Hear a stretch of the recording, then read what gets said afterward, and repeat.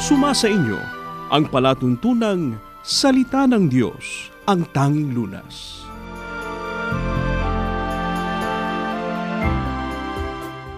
Magandang araw po sa inyong lahat, mga mahal po naming taga-subaybay.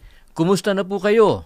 Pinakahangad po namin na kayo pong lahat, saan mang dako kayo naruroon ngayon, ay nasa mabuti pong kalagayan.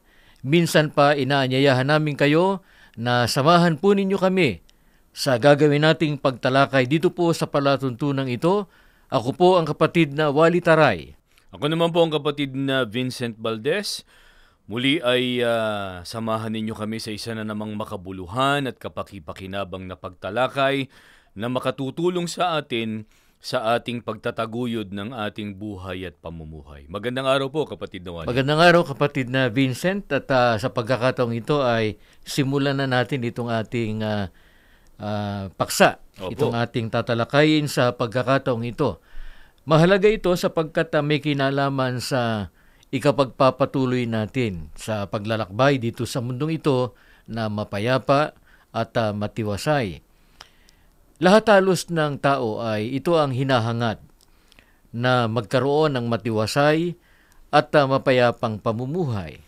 Totoo po yan. Kaya nga ang mga magulang nagsisikap na makapaghanap buhay, pagbutihin at palaguin ang kanilang kabuhayan, maipagkaloob ang pangangailangan ng kanilang sambahayan, mapag-aral ang kanilang mga anak, sapagkat naniniwala sila na malaki ang kinalaman nun sa ikapagkakaroon ng magandang kinabukasan ng kanilang sambahayan. Kaya lang, kapatid na Vincent, dahil sa mga nagaganap ngayon sa mundo, gaya ng lumulubhang kahirapan, ang karahasan, kaguluhan, ang iba't ibang mga salot, pati na yung mga kalamidad, at napakarami ng mga suliraning nasasagupan ng tao, ay nahihirapan ng iba na makapamuhay, na mapayapa at matiwasay dito sa mundong ito. Opo, totoo po yan. Ang katunayan ay marami ang nabibigo na makamit yung mabubuti nilang hangarin at yung kanilang mga pangarap para sa kanilang sambahayan at sa kanilang mga anak. Kaya mahalaga na maipaglingkod po natin sa ating mga listeners and viewers ang itinuturo ng mga salita ng ating Panginoong Diyos na nakasulat po sa Biblia kung paano makapagpapatuloy ang tao sa gitna ng mga nabanggit na mga kahadlangan. Kaya alamin natin sa pamamagitan ng mga salita ng Diyos na nakasulat sa Biblia, sino ba ang ligtas na makapagpapatuloy sa gitna ng mga kahadlangan na nagaganap dito sa mundo? Basahin po natin ang pahayag ng Biblia sa Kawikaan 3:26 at 23, pakinggan po ninyo. Sapagat ang Panginoon ang iyong pag-asa, at iingatan niya ang iyong mga paa sa mga bitag sa daan. Kung magkagayoy, ligtas kang magpapatuloy sa iyong landas, hindi matatapilok ang iyong mga paa, para po ligtas na makapagpatuloy sa kabila ng mga kahadlangan na naglipana sa daigdig na ito na ating pinaglalakbayan. Ang napakahalagang mataglay ng tao ang pag-iingat po ng ating Panginoong Diyos. Ngunit sino ang pinatutunayan ng Biblia na iingatan ng ating Panginoon Diyos? Ayon po sa ating binasa, ang mga lingkod-an niya ng ating Panginoong Diyos na ang kanilang pag-asa ay nasa Kanya o nakalagak sa ating Panginoong Diyos. Bakit lubos na makaaasa ang mga tao na naglalagak ng kanilang pag-asa sa ating Panginoon Diyos, na sila ay iingatan ng ating Panginoon Diyos? Basahin natin ang sagot ng Biblia sa Isaias 30 at 18. Pakinggan ninyo. Ngunit ang Diyos ay naghihintay upang tulungan kayo at kahabagan. Diyos na makatarungan ang Panginoon. Mapalad ang lahat ng nagtitiwala sa Kanya. Kung bakit po lubos nating maaasahan ang pag-iingat ng ating Panginoong Diyos. Ayon sa ating binasa, ang Diyos anya ay naghihintay upang tulungan tayo at kahabagan. Subalit sino ang magiging mapalad na magtatamo ng tulong ng ating Panginoon Diyos at pag-iingat? Ayon din sa pahayag ng Biblia, ang mga lingkod-an niya ng ating Panginoong Diyos na nagtitiwala sa Kanya. Kaya napakahalaga ng pagtitiwala sa ating Panginoon Diyos. Anuman ang hadlang na ating nararanasan, dito po sa ating paglalakbay sa mundong ito, huwag po nating bibitiwan ang pagtitiwala at pag-asa sa ating Panginoon Diyos. Opo. Hindi natin dapat payagan na mabawasan o pumusyaw ang pagtitiwala natin sa ating Panginoon Diyos. Opo, lalo na sa mga sitwasyon na nakasalang tayo sa isang pabigat na mga suliranin, matinding mga hamon ng kapalaran. Sa ganun mga sitwasyon ay nasusubok kung gaano katatag yung ating pagtitiwala sa magagawa ng ating Panginoong Diyos. Huwag po natin payagan na ni katiting ay mapingasan yung pagtitiwalang yun sa ating Panginoong Diyos. Lalo ngang mapatutunayan yung pagtitiwala kapag tayo po ay nakasalang sa isang mabigat na sitwasyon. Totoo yun, kapatid na Vincent. At anong sinasabi ng Biblia kung bakit marapat lamang na pamalagiin natin na buong buo ang ating tiwala sa ating Panginoon Diyos? Ganito naman ang pahayag sa Bilang 23 at 19. Patuloy ninyong subaybayan ang pagtuturo sa atin ng mga salita ng Diyos na nakasulat sa Biblia. Ang Diyos ay di sinungaling na tulad ng tao. Ano mang sabihin niya ay kanyang gagawin.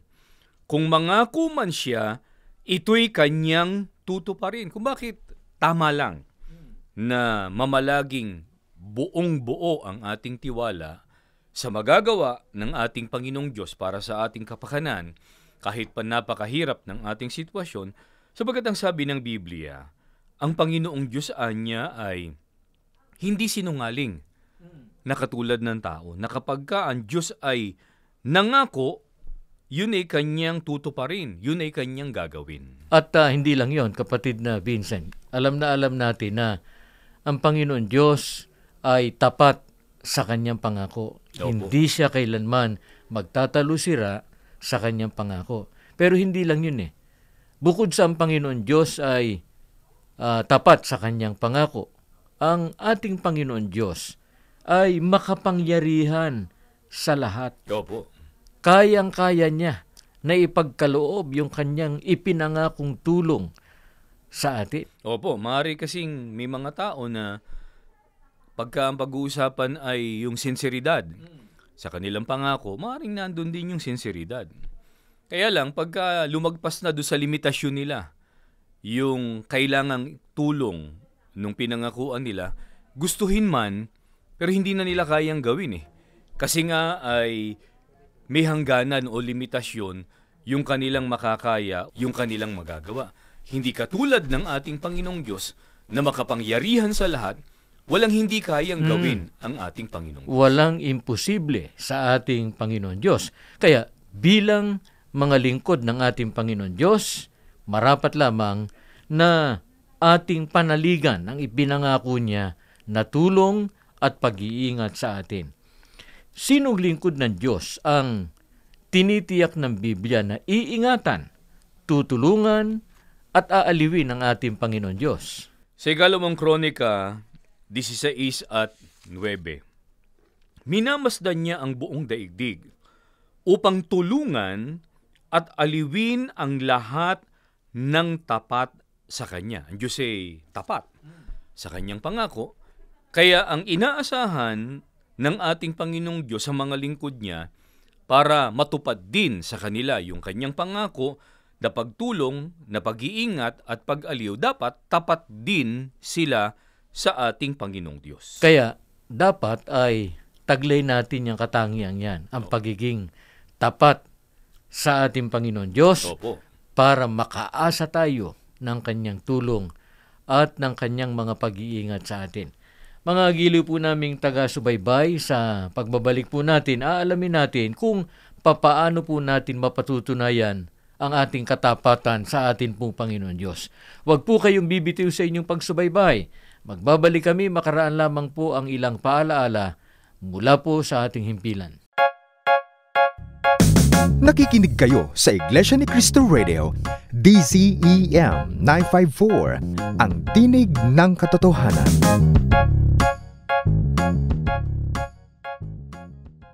Nagpapatuloy po tayo dito sa ating palatuntunan at sana po ay patuloy ninyong subaybayan ang lahat po ng mga programa dito po sa ating himpilan sa INC Radio. Mapapakinggan po ninyo kami sa AM band sa 954 kHz. Hanapin lamang po ninyo sa inyong talapihitan ng radyo. At ganon din sa iba pa nating platform, kapatid na Vincent. Opo, merong official YouTube channel ang INC Radio. Pagka binuksan nyo po ang YouTube application sa inyong mga devices, search nyo lamang po INC Radio. Pagkatapos ay pakiclick na ang subscribe button, pati ng notification bell para updated po kayo sa mga programs ng INC Radio. At maaari na rin po ninyong i-download ang INC Radio app sa Android devices po ninyo. Hanapin lamang po ninyo sa Play Store at maging sa inyo pong mga iOS devices, hanapin lamang po ninyo sa Apple Store ang INC Radio. Kanina po ay atin pong narinig ang pagtuturo ng Biblia tungkol sa pangakong tulong at pag-iingat ng Diyos sa mga lingkod niyang tapat. Kaya napakahalaga na mataglay po natin ang katangiang ito. Alamin po naman natin ngayon paano natin patutunayan ang ating katapatan sa ating Panginoon Diyos. Ganito naman ang pahayag ng Biblia sa awit 119, 8 at 5. Ang lahat ng iyong utos ay sisikapin kong sundin. Huwag mo akong iiwanan, huwag mo akong lilisanin. Gayon ako umaasang magiging tapat. Susundin ang iyong utos, susundin ng buong ingat. Ang tapat na lingkod ng ating Panginoong Diyos, sinisikap na masunod ang lahat ng mga utos ng ating Panginoong Diyos. Sa makatwid, hindi namimili.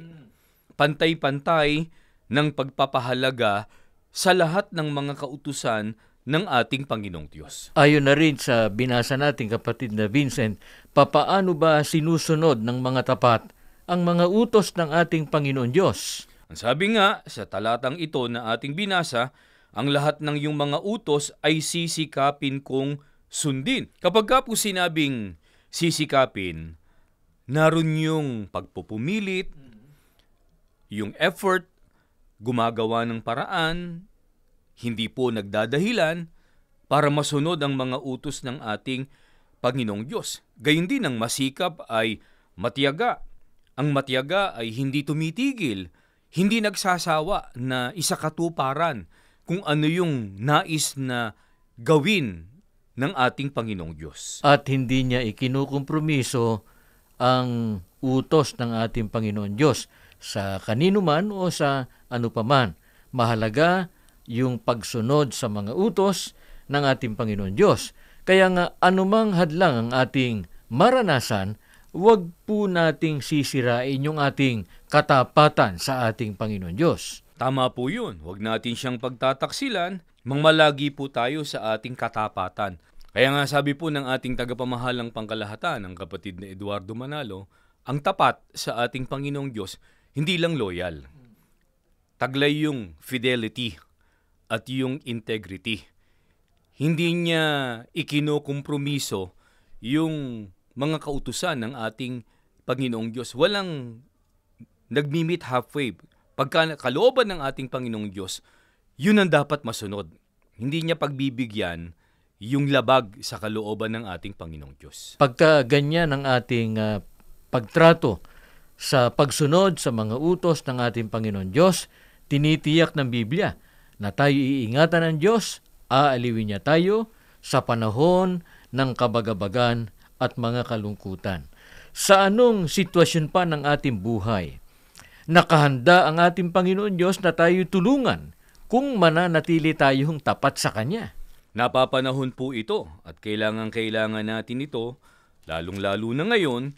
Pakinggan ninyo sa Deuteronomio 15:4 hanggang 5. Ang totoo, walang maghihirap sa inyo sa lupaing ibinigay niya sa inyo, pagkat pagpapalain niya kayo kung didinggin ninyo ang kanyang tinig at susundin ang kanyang mga utos na sinasabi ko sa inyo ngayon.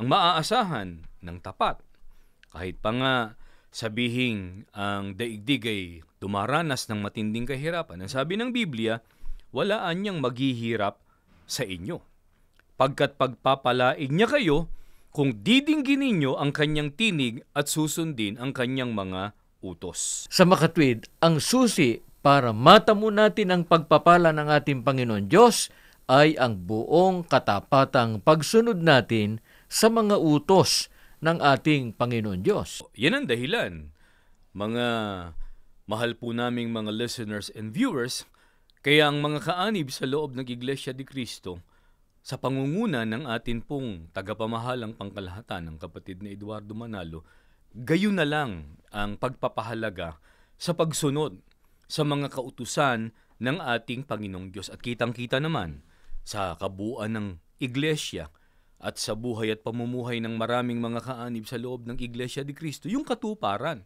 ng mga pangakong yan ng ating Panginoong Diyos. Kaya napakahalaga na tayo ay manindigan sa katapatan, sa pagsunod sa mga utos ng Diyos. Huwag nating pababayaan ang pagsunod, huwag tayong titigil sa pagsunod sa mga utos ng ating Panginoon Diyos, kundi pag-ukulan natin ng mataas na uri ng pagpapahalaga ang mga utos ng Diyos sa pamamagitan ng ating matapat na pagsunod sa Kanya. Gaanong pagpapahalaga ang dapat nating iukol sa mga utos ng Diyos para ito ay masunod natin ng buong katapatan?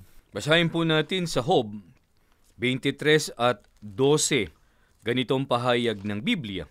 Hindi ako lumayo sa kanyang mga utos. Ang mga utos niya'y higit kong pinahalagahan kaysa pagkain ko araw-araw. Alam natin, mahalaga at kailangan ang pagkain. At itinuturing nga po ito ng maraming mga tao na siyang pangunahin o basic need ng tao sa kanyang buhay. Subalit kung totoo man na mahalaga ang pagkain, para sa mga lingkod ng ating Panginoong Diyos, lalong mahalaga. At kailangan ang mga salita ng ating Panginoong Diyos na ating sinusunod. Kaya hindi tayo dapat na magsawa o tumigil sa pagsunod. Ano ang magiging katangian ng laging sumusunod sa lahat ng mga utos ng ating Panginoon Diyos? Sa awit 16, 8 at 2, lagi kong inilalagay sa udahan ang Panginoon, sapagkat siya'y nasa aking kanang kamay. Hindi ako matitinag. Sinabi ko sa Panginoon, ikaw ang aking Panginoon. Kung hindi sa iyo, walang bagay na mabuti sa akin. Ganito po ang paninindigan ng mga lingkod ng Diyos. Nais nating ipapansin sa ating mga taga-subaybay. Yan sabi, lagi ko anyang inilalagay sa udahan ang Panginoon. Sa makatwid, kung ang pag-uusapan ay priorities, para sa mga tunay na lingkod ng ating Panginoong Diyos, ang kanilang prioridad, yung pagsunod sa mga kautusan ng ating Panginoong Diyos, sapagkat ang inilalagay nila sa unahan o ang inuuna nila ang ating Panginoong Diyos. Kapag sinabing laging sumusunod, ay masunurin yon. Hindi lang kung natapat sa gusto niya o kaya ay kung kumbinyente sa kanya, saka lang siya susunod. Opo. Ang laging sumusunod, walang pinipili. Anuman ang sitwasyon, anuman ang nararanasan niya sa buhay na ito, anuman ang nangyayari sa kanyang paligid, buong katapatan siya na sumusunod sa mga utos ng ating Panginoon Diyos. At kapag ginawa yan, ang sabi ng Biblia, hindi anya matitinag. Makatwid ay magiging matatag. Pagka ang Diyos ang lagi nating ipinagpauna sa ating buhay, ipinagpauna ang pagsunod sa kanyang mga kautusan, hindi lamang tayo magiging matatag sa pananampalataya, kundi tatamasahin pa natin yung mga pagpapala at biyaya ng ating Panginoong Diyos. Kaya sa lahat po ng mga sumusubaybay Sa mga hindi pa po namin kasama sa loob ng Iglesia ni Cristo, inaanyayahan po namin kayo na patuloy kayong magsuri sa mga aral na sinasampalatayanan ng Iglesia ni Cristo. Sana po ay makapiling namin kayo sa marapat na pagsunod sa mga utos ng ating pong Panginoon Diyos. At sa lahat po ng mga kapatid na sumusubaybay, mamalagi po tayo sa katapatan sa pagsunod sa mga utos ng Diyos upang manatili ang paglingap, ang pag-iingat at pagtulong sa atin ng ating pong Panginoon Diyos. Maraming salamat po sa inyong ginawang pagsubaybay. Inaanyayahan po namin kayo sa isang panalangin sa atin pong Panginoon Diyos.